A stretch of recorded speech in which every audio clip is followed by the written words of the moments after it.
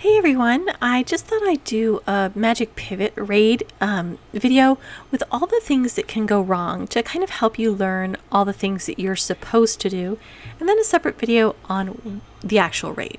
So first off, we're going to take a look at kind of the tanks and the markers.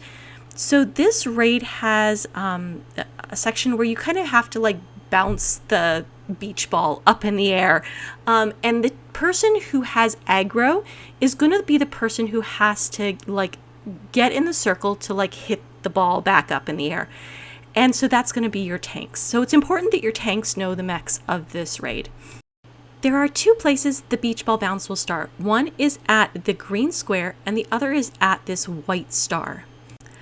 If the ball starts bouncing at the green square, you're going to stand near the green square for the first bounce.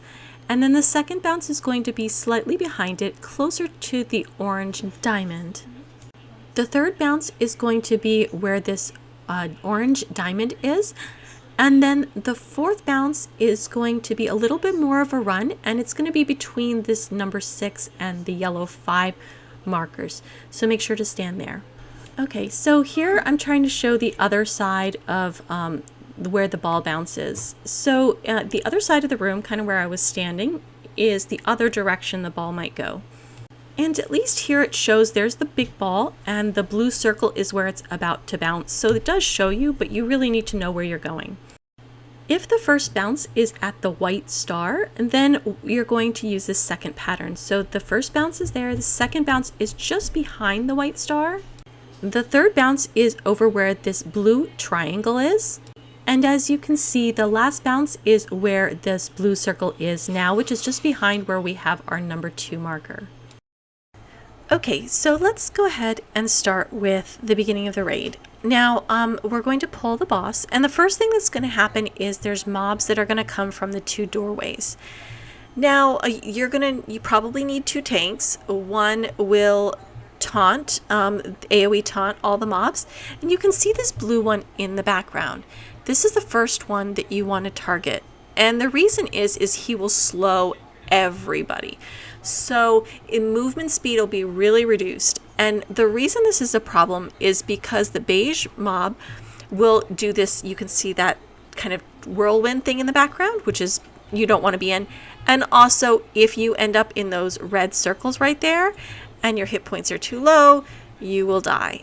So this is the first hit point check. So see how I'm moving really slow. It's harder to move if that blue mob is still up. You get this buff in your screen, which slows you down. And again, these red circles, they'll kill you. So just be careful to first get the blue mob down and then the red and beige. I think the beige has less hit points. And that way you can avoid this slowdown effect so that you don't end up dying from the red circles. Okay, so now you have 2 tanks instead of 1, so that's good. You've got a main tank and then someone who's going to AoE taunt the ads. And you're killing the ads fast enough. First is going to be the blue one, and then you're going to kill the others before they start doing all the AoEs.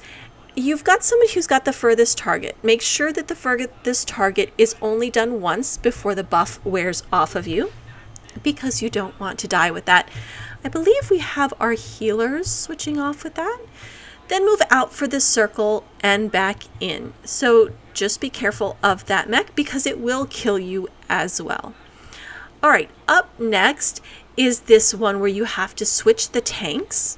When you see these 2 messages, tanks, make sure to taunt off the other tank, because if he turns around and starts running to look for those circles of where the beach ball is going to drop, he will get hit by the mob or the boss, and it will one-shot him. And so that's not good because he'll die for that.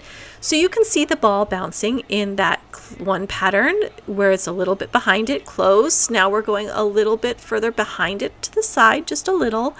And now we're going to go off to the side even more, closer to where the door is. So make sure you do that. Now, at the same time, you need to have people do the farthest target. And the reason is you can see the tank coming back in. He actually got the furthest target circle around him. And if our DPS is slow enough, we will get this out, move out circle, then move back in, followed by another round of the target where the ball is coming down. Now, there's two things that can happen here. Okay, let's take a look at what can go wrong. Here we have the other tank. He is actually, the main tank got the chaos mark, and I am taking aggro. Now he's going to go bounce the ball, so this is fine. He's going to do the other pattern where it goes to the side there. Now this is facing the other direction. He'll go back a little bit, and then he'll go a little bit further back, and which he's going to take it in just a second. Now the boss, you can see the furthest target. There's a yellow circle around him. He got the furthest target at that point. And now he's got the furthest target again, which is not good. He's got this buff on him, which means he can't get the chaos mark. So he's going to move in and take the boss back, because that's what we usually do, which is fine. Except he's got the chaos mark thing now. So we're going to move out and then move back in. And then our DPS, we slowed on purpose here. So the mobs are going to start coming in, but here's this purification message at the top. But he has aggro, so he is not getting that chaos mark. So here, the ball came down, and that's not good. He died because he blocked it, and now there's nobody else to block it. Now, if we take turns dying, we can do that, which we did here. Rezi died there, and I'm going to move into the circle so that I can die here. And if nobody else gets the last bounce, then we will have wiped the raid. But if you do that, you've used up all your reses. So that's a really bad idea. There are two ways around that. Make sure the other tank has aggro, and when the when that second round of balls is going to come, or make sure that you are careful and you don't get the furthest damage, which is what we ended up doing. We just assigned more people to the furthest damage so that the tank never got it. Now here is your second DPS check. You're going to kill some of the mobs coming in. Now here we've got 2 mobs coming in, 3 actually, and we're going to kill 2 before the third gets there. Be careful with the touch. If too many people are touching it, or maybe it was just I clicked it too many times, but you have to be careful that one person does that touch crystal. Otherwise, if that mob gets to the boss, it will wipe the raid.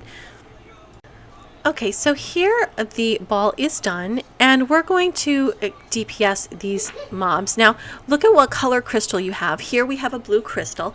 So we're going to kill the red and beige mobs first.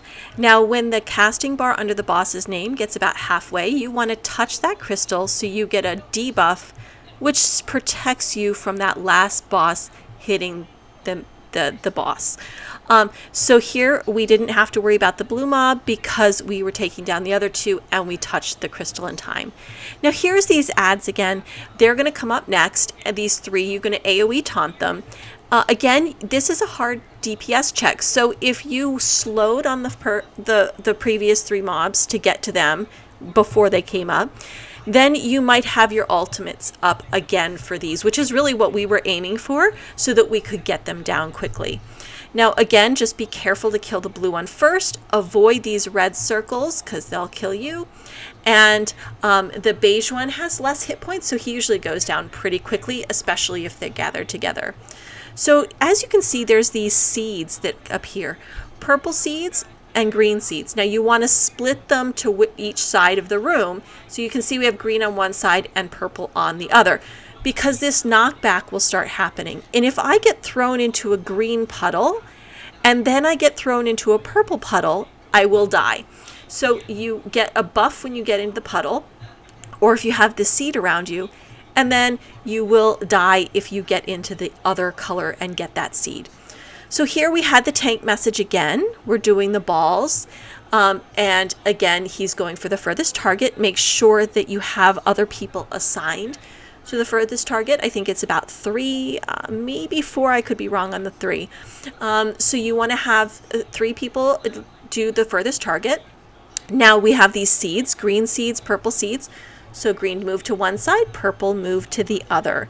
Now we're going to have the mobs walking in towards us. Again, we have a red crystal here, so we want to make sure that we attack the other 3 mobs. Now if we slow DPS enough and the other tank got that mark, then he will have to do the balls again but won't get that mark message. So I didn't quite get in the puddle that time. I do get a message one of these times. I'm not sure if you'll see it. You can see the red text of other people's heads, so just be careful you know which one. So here we're going to kill the blue and the beige one first, and when the casting bar under the boss's name gets to halfway, I'm going to click on that crystal, and then we're going to get the message, the buff that saves us from the fire mob. All right, so again, switch sides. Make sure you have green on the one side for the puddles. If you have those circles around you, purple on the other. It's important to keep those open. Now, behind where this blue marker is, we were trying not to get in. So see, I have this shadow buff on me, and I have the message over my head. If I get knocked back into a green puddle now, that's the problem. So, okay, move out and move back in. We're just continuing these same mechanics as before, but we've got this knockback. And, oh, okay, we had somebody land in the green puddle that had a red over their head, so it explodes the puddles, and we all die. So I'm going to start over where the mobs are approaching us, and we're killing the red and blue because I have the beige crystal in front of me. I'm going to touch the crystal, and we're going to try and kill the mob. That time, thankfully, the mob died before because I was having issues with the crystal, which happens if multiple people go after it. Now, we're all at this point going to drag the boss back to the blue square. This works better than standing in the middle. Make sure those circles move out so you don't have them.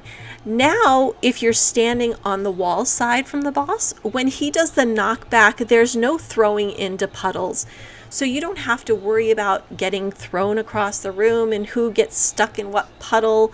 When we get knocked back, and you'll see that some people just got knocked back. Now you have to avoid this in and out circle here, and you have to be careful. If right after this, the tank, you'll have to switch tanks, and the tank will have to go run to get the ball still. But that knockback effect, you don't have to worry about so much. So make sure you could see in the background, there's that message for the tank and the chaos mark message over his head. Other tank has to taunt, and he has to run across the room to get the beach ball before it falls. So that's kind of the way to approach it, I think, is better if you stand near the wall so the knockback doesn't affect you so much, because if you get thrown into those puddles, it can be crazy and it'll just wipe the whole raid. So hopefully you found this helpful, and thank you so much for watching. And I'm going to do another video with an actual run of this so you can see it straight through.